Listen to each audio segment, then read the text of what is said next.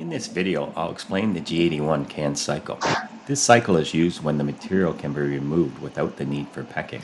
Here we see the G81 cycle being used to ream holes in a mild steel plate.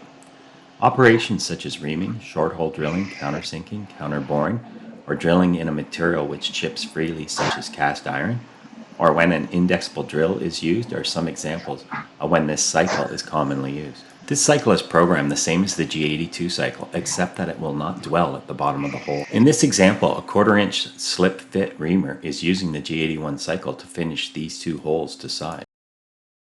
For this G81 cycle, the tool will position above the first hole with the tip of the tool 100 thou above the Z0.